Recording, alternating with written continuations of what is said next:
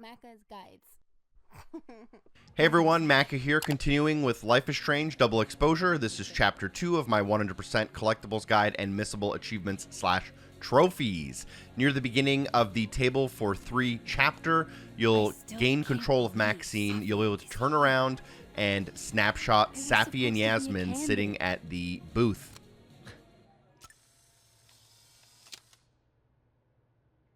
There will be a new mechanic here where you can switch between worlds, the living and the dead, and you'll see at the top of the screen which world I'm in.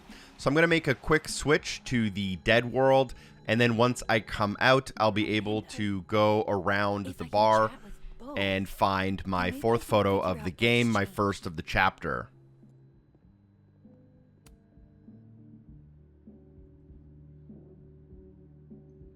I then have a missable achievement / trophy I can go for called the Loyal Flush, and here I am in the living world, so go ahead and switch back if you're coming off that photo collectible, and then head outside to the patio and speak to the Dart Gun Kids. You're not going to get very far with them, but let the whole conversation go through. Once the conversation is done, you'll figure out that there's something wrong with the key. So let's go ahead and enter back into the bar. And now we're going to want to switch to the dead world. Dead world.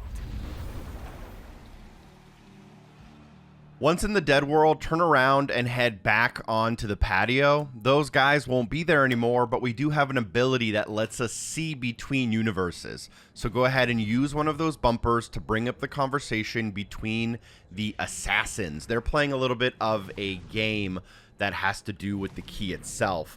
And you're going to want to sit here during that whole conversation. I actually don't think you can leave until it's over, but when it is over, you can go back into the bar. With our new knowledge, we can take the key from right beside the bar, and this is in the dead world, and we'll have this item kind of added to our inventory in the top left. Now with this item, we will want to switch back to the living world, and then we can put this item back on the little key stand. I like that you took drugs. As you place the bathroom key back on the hook, it should start a very specific cutscene where you'll notice that there is a quote-unquote timid guy in the back who is very excited that the washroom key is added back, and then he will go to the washroom. This will unlock the Loyal Flush achievement / trophy. We then move on to the chapter called By the Horns, and we'll be outside of the school, and there is a very specific beginning to an achievement called Platypus Genius. We'll want to switch to the dead world by the statue, and then go up to the tree that's kind of in front of the school, and interact with the platypus poster. You can only interact with it in this world. After you interact with it, you can back out, and then you can interact with it a second time, this time allowing you to sign up to the Platypus Facts on your phone. You'll want to do this as this is something that is important for an achievement that happens all the way at the very end of the game. If you don't do it now, you have to do a whole nother replay. After doing this, you'll notice that periodically you'll get Platypus Facts delivered to your phone in a text when visiting the dead world. And it's probably worth just reading them to dismiss them so that more come in later. Additionally, outside of the school, we can find our 5th photo of the game. Let's go ahead and switch back to the living world. And once we do that, just head in the direction of the statue all the way past as much as you really can. And you'll end up where we grabbed the puzzle box earlier inside of that little kind of outdoor building. And on the table here, you'll be able to find a photo. I think we're going to find another photo here later on in the game as well. From this photo, you can also grab your next snapshot. So use the pathway that goes around the lake to go on the opposite side of where the school entrance is. You'll end up going across a small bridge here.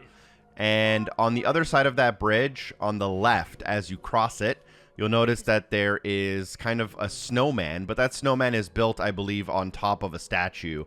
Either way, it's called Snow David, and you can take a snapshot of it, so make sure you do. Men, what's stopping you from dressing like this? The next thing you want to grab, which is super important, is the tablet project. You'll enter into the building and go to the fine arts building section of the building, not the admin part. And as you do, go to the tree near the kind of circular windows.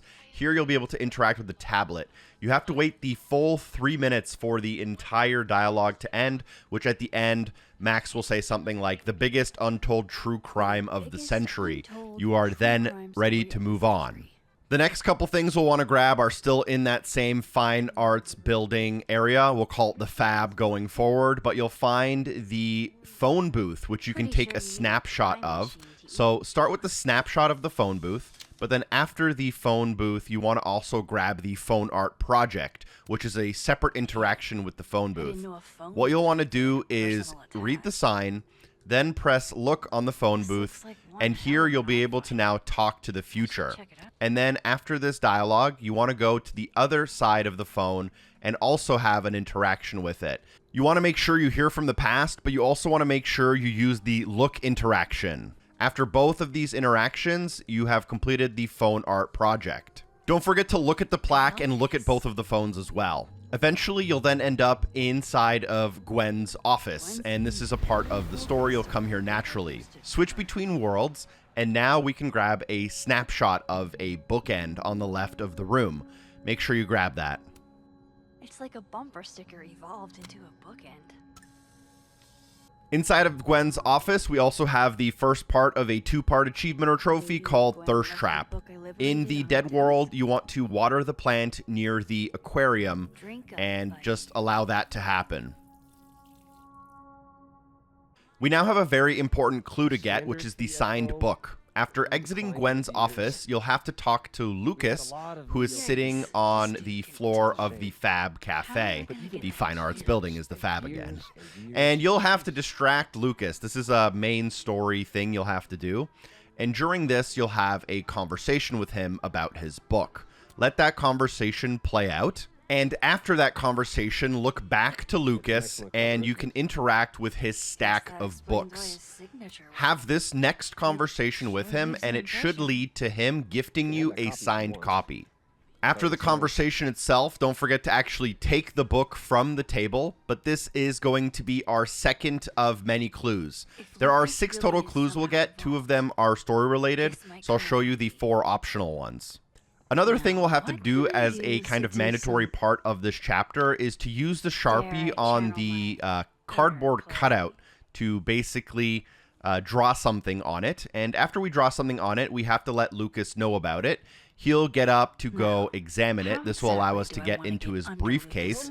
But before you do anything, make sure you go up to Lucas, who's now inspecting the Expo Standee. And here you can take a snapshot. This one can be a little bit easy to miss if you're too quick on the main objective. Huh. The devil really is in the details. Next, you'll want to make your way into the admin building. You'll want to take a note as to which world I'm in. And as you enter into the offices, you'll find Vihn on the sofa to the left. You'll be able to take a snapshot of him here. Pick a card, any card. Next, we can get the Favor Saver achievement / trophy to unlock. In the living world, Vihn will have to be in his office. So you're probably going to have to do a little bit of story development with his phone in order to get him there. But when that's ready, you can then switch to the dead world. And when you need the password to the phone, you can now go and talk to the other Vihn. And here you'll be able to have a conversation about the phone's password. This is pretty important. And what you want to do is, when asked if you want to bank your favor that you did for him earlier, instead of actually banking that favor, you want to save it by pressing Save It for Later. Doing this will unlock the Favor Saver achievement / trophy. We then move on to the next chapter called Leave Nothing Overlooked. You'll be coming up this path that is blocked by a guard, and switching worlds will allow you to go up that path. But there is a very tricky snapshot that is kind of paired with a clue we also need. And to do it, after switching worlds, you want to go back down the path we just kind of came from. Look to your left when going downwards to find a tree. If you look at that, you'll find the mug inside, which you can take a snapshot of. The snapshot option is only unlocked after your first interaction, by the way. No one's getting that back.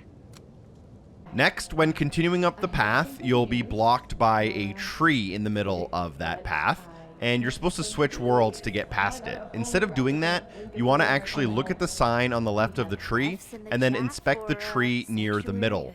After doing both of these interactions, it should count this project, which is called the Sanctuary Tree. Now, personally, for me, this was my final project to unlock the achievement or trophy, but I did go back here through Explore mode. You'll then make your way up to the top of the hill and go around the corner, and before talking to Gwen, make sure you grab the photo off of the bench right here on our left. Take that, and now you should talk to Gwen. During your conversation with Gwen, there will be a key moment where you have to make a decision, and there is kind of one good decision that leads to a good ending and opportunities for achievements or trophies later on in the game. And that decision that you want to choose is save the footage. This will also give you a clue for Gwen's flash drive, otherwise it burns in the garbage. So we're also going to need this for the clue-related achievement/trophy. So make sure you save the footage either way.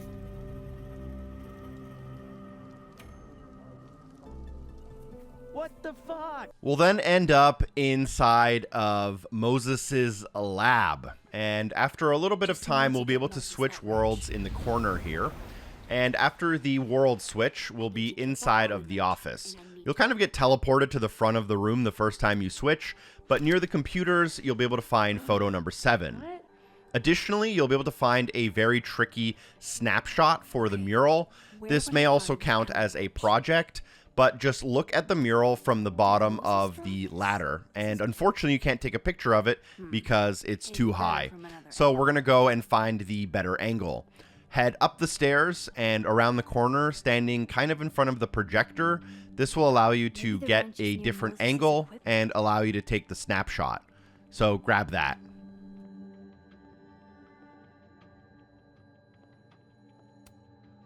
Moses and Safi.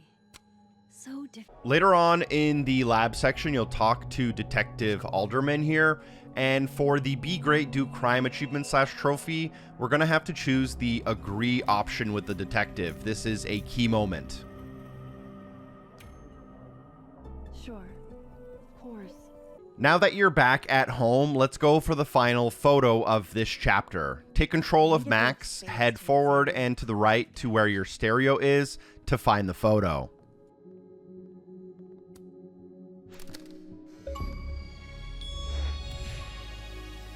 From here, we can also get the Thinking Outside the Box achievement/trophy. This is the final part. So go to your kitchen and interact with that puzzle box.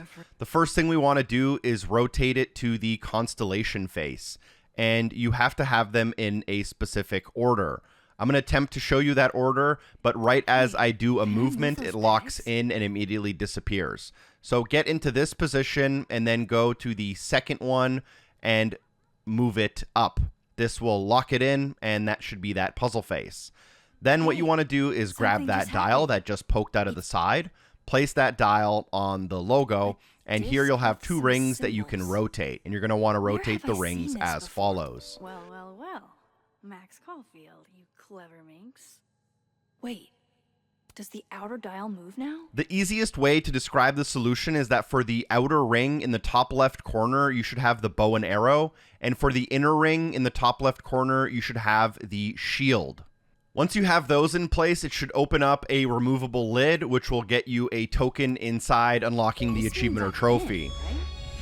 I'm official Abraxas material. While we're at it, let's go ahead and grab another achievement or trophy. Still inside of the house, you'll want to switch between worlds and water the plant in the far left corner of your living room. This is the second plant we've watered, but this will unlock the Thirst Trap achievement/trophy. This one's pretty easy. Next up, I'll try to keep this simple, but this is optional if you have the exclusive cat DLC content. This does reveal a snapshot to us, and if you have that content, I would recommend getting the snapshot. However, if you don't have the cat add-on DLC, it's completely fine. You can still get the snapshot-related achievement. Right. You just won't be able to do this. Either way, if you have it, I'd recommend you do it. And if you don't have it, don't worry. It'll still unlock everything as you plan later on in the video. So you'll interact with the door as there is meowing happening. This will let in a cat. You'll be able to give it a name and breed, but it doesn't really matter what you pick. After you let it in, go ahead and go to your kitchen, interact with your cabinet to feed it. After that, go ahead and go to your couch to interact with the pillow. This will move the pillow to the ground, allowing the cat to use it as a bed. Once the cat is on the bed here, you should be able to use the snapshot mechanic to grab a quick photo of it. Nearing the end of the chapter here, you want to go to the living room and review the clues at your coffee table. Make sure you do this before you go downstairs. This is necessary for the Be Great, Do Crime achievement / trophy. There's a third part coming up, but it won't work unless you do this part. So just review the clues. It's okay if you don't have all of the clues. You'll definitely have at least 2, which are mandatory for game progression. You should have all 6 if you followed the video. And then last but not least, you'll go downstairs to have a conversation with Moses. And for the final part of the Be Great, Do Crime achievement / trophy, there is a dialogue choice here where you have to choose, I'm not actually going to cooperate. Doing this basically lets Moses know that you're on his side and unlocks the achievement or trophy. That more or less wraps up chapter 2. Thanks for watching. I appreciate it. Drop a like on the video, share it with a friend. Special thanks to everyone on Patreon for supporting the show. Peace.